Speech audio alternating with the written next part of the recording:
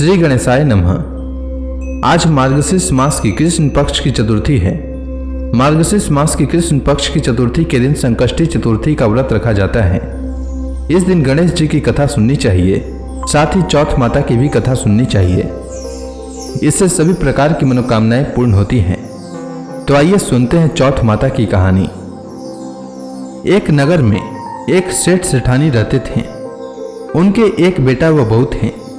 बहू बर्तन साफ कर पानी डालने नीचे जाती तो पड़ोसन पूछती, आज खाने में क्या खाया? तो वह कहती, बासी कुसी तरबासी।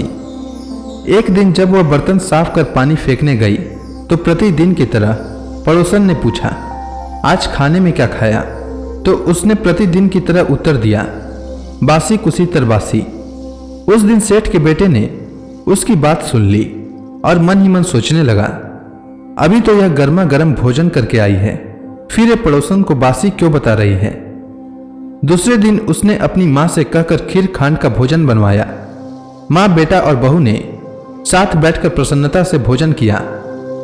बहू बर्तन साफ कर पानी डालने नीचे गई तो पीछे पीछे उसका पति भी गया। आज भी हमेशा की तरह पड़ोसन ने पूछा, आज खाने में क्या खाया? तो उसने प्रतिदिन वाला उत्तर दिया, बासी कुसी तरबासी। उसके पति को बहुत गुस्सा आया। रात्रि होने का इंतजार करने लगा।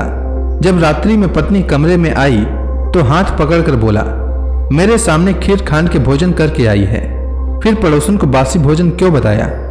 तब वह मुस्कुराकर बोली कि यह आपके पूर्वजों की कमाई है। यह धन ना आपने कमाया न आपके पिताजी ने, तो हुई न बासी। यह सुनकर उसने परदेश जाने का विचार कर सुबह उठकर मां से बोला, मां, मैं कमाने के लिए परदेश जाऊंगा। मां ने कहा, अपने पास बहुत धन है, तुझे परदेश जाने की कोई आवश्यकता नहीं है। लेकिन वह नहीं माना और मां की आज्ञा लेकर वह कमाने के लिए परदेश चला गया। वहां उसको एक सेठ के यहाँ नौकरी मिल गई। कुछ समय में ही उसने सारा कामकाज संभाल लिया और सेठ का विश्वास पात्र बन गया। सेठ अपना सारा कारोबार उसे सौंपकर तीर्थ यात्रा पर चला गया। इधर सास ने बहू से कह रखा था कि परिंदे का पानी और चूल्हे की आग कभी बुझने मत देना, परंतु एक दिन चूल्हे की आग बुझ गई।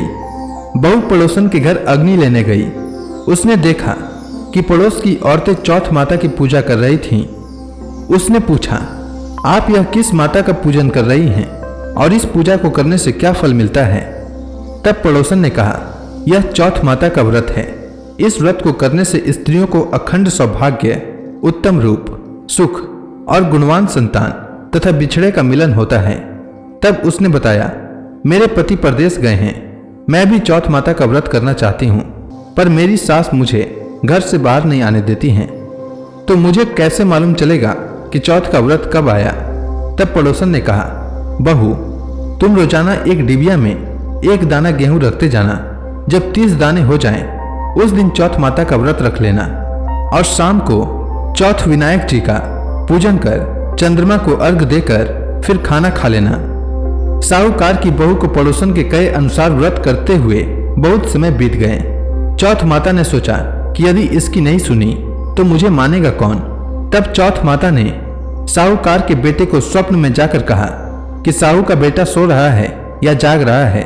तो उसने कहा, ना सो रहा हूं और ना जाग रहा हूं, चिंता में हूं।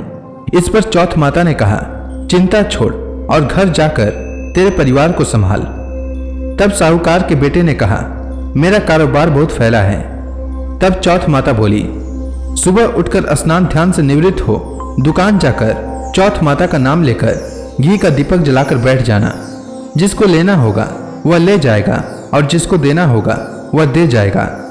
सुबह उसने वैसा ही किया और देखते ही देखते हिसाब हो गया और उसने घर जाने की तैयारी कर ली। घर रवाना हुआ तो रास्ते में एक सांप अपनी 100 वर्ष की आयु पूर्ण करके दाह समाधि लेने जा रहा था। उसने उसको सिसकार दिया। सांप ने गुस्से में कहा, मैं अपनी आयु पूर्ण करके मुक्ति पाने जा रहा था, तूने मुझे टोक दिया, इसलिए अब मैं तुझे डसूंगा। इस पर साहूकार के बेटे ने कहा, मैं 12 वर्ष के बाद अपने घर जा रहा हूं, मैं अपनी माँ व पत्नी से मिल लूं, तब डस लेना। तब सांप बोला, तू घर जाकर पलंग पर सो जाएगा। तब उसने कहा, मैं अपनी पत्नी की चोटी लटका दूंगा, उस पर चढ़कर डस लेना। घर पहुंचा तो वह उदास था। बेटा कुछ बोला नहीं, लेकिन उसकी पत्नी होशियार थी। सब बात पता करके उसके कमरे की एक सीढ़ी पर दूध, दूसरी पर चूरमा, तीसरी पर बालू रेत, इत्र और फूल आदि रखकर चौथ माता से प्रार्थना की, हे चौथ माता, मेरे पति के प्राणों की रक्षा करना। अर्धरात्रि में सांप आया और दूध पिया, चूरमे व बालू मिट्टी में किलोले करा। फिर बोला, साहूकार के बेटे की बहू, सुख तो बहुत दिया, पर वचनों का बंधा हूं, डसूंगा तो जरूर। तब चौथ विधायक जी ने सोचा, इसकी रक्षा तो करनी चाहिए। तब चौथ माता तलवार बनी और विधायक जी ढाल बने और सांप के टुकड़े हो गए। सांप की पूंछ का टुकड़ा उसकी जुत्ती में जाकर गिर गया। सांप ने सोचा, डसूंगा तो जरूर। तब उसकी पत्नी रोज कीड़ी को आटा डालती थी। तब सब कीड़ियों ने मिलकर उसकी पूंछ को खोखला कर दिया। साहूकार के बेटे को नींद नहीं आ रही थी। वह अपनी पत्नी के साथ चौपड़ पासा खेलने लगा। सुबह देर तक जब बेटे बहू नहीं उठे तो साहूकारनी जगाने गई तो सीढ़ियों पर खून ही खून देखकर जोर जोर से रोने लगी कि मेरा बेटा बहू को किसी ने मार दिया। रोने की आवाज सुनकर बेटा बहू उठे और बेटे ने कहा, माँ हमारा दुश्मन मरा है, यहाँ सफाई करवाओ, तब हम बाहर आएंगे। माँ ने वहाँ सफाई करवाई। बेटा बहू नीचे आए। बेटे ने पूछा, मेरे पीछे किसी ने कोई धर्म पुण्य किया क्या? तो बहू ने हामी भरी। तब सास बोली, तू 4 समय खाना खाती थी, तूने क्या धर्म किया? तब बहू बोली, मैं चौथ विधायक जी का व्रत करती थी। एक समय का खाना पानी वाली को देती, दूसरी बार का गाय के बछड़े को, तीसरी बार का जमीन में गाड़ देती और चौथी बार का चांद को अर्घ देकर स्वयं खा लेती। मैंने बनिए की दुकान से पूजा का सामान मंगवाया, उसका हिसाब कर देना। सास ने पानी वाली से पूछा तो उसने कहा, महीने की हर चौथ को मुझे खाना देती थी। बछड़े के मुंह से फूल गिरने लगे। जमीन में खोदा तो सोने के चक्र मिले। बनिए से पूछा तो उसने अपना हिसाब बताया। फिर बहू ने कहा, अब चौथ का उद्यापन करना है। सास बहू ने चौथ माता का उद्यापन धूमधाम से किया और सारी नगरी में कहलवा दिया कि सब कोई चौथ माता का व्रत करना। साल की 13 चौथ करना, 13 नहीं तो 4 करना, 4 नहीं तो 2 चौथ माता का व्रत तो अवश्य ही करना चाहिए। हे चौथ माता, जिस प्रकार आप साहूकार की बहू पर प्रसन्न हुई, वैसे ही सब पर होना और सबकी मनोकामना पूर्ण करना। तो प्रेम से बोली चौथ माता की जय।